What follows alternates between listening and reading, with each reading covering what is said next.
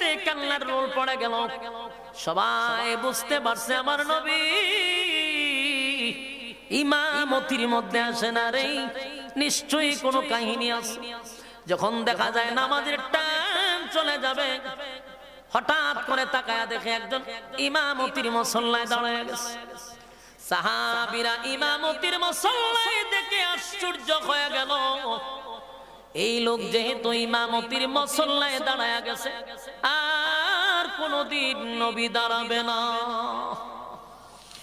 আবু বকর সিদ্দিক রাদিয়াল্লাহু তাআলা দাঁড়ায় গেছে। নামাজ চলতেছিল, পয়গম্বরের হুশ ফিরছে। পাশেই ছিল আম্মা জান আয়েশা সিদ্দিকা রাদিয়াল্লাহু তাআলা। আল্লাহর নবী বলেন, আয়েশা আমার নামাজ কি চলে গেছে? আম্মা জান আয়েশার চোখ দিয়া পানি পড়ে। আল্লাহর হাবিব বলেন, আয়েশা গো, ফজরের নামাজ কি হয়ে গেছে? এমনি আম্মা জান আয়েশা বলেন, নবী গো, আপনার অপেক্ষায় সাহাবায়ে কেরামরা মসজিদে নববীতে কান্নার রোল ফালায়া দিছে। অপেক্ষা করতে করতে আমার আব্বার ইমামতিতে মসজিদে নববী নামাজ শুরু হয়ে গেছে।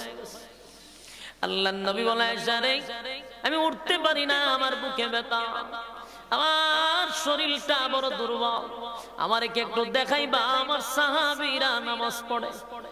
আম্মা জান আয়েশা নবীর হুজরা শরীফের সাথেই হলো মসজিদে নববী। আল্লাহর হাবিবকে দুই হাতে ধরে জানালার পাশে দাঁড় করায়া দিল। নবীজি এক দৃষ্টিতে তাকাইয়া দেখে আবু বকরের ইমামতিতে নামাজ শুরু হয়ে গেছে। পয়গম্বর নামাজের দৃশ্য দেখে চোখের পানি ছেড়ে নবীর দুই চোখ দিয়া মুক্তার দানার মতো চোখের পানি পড়তেছে।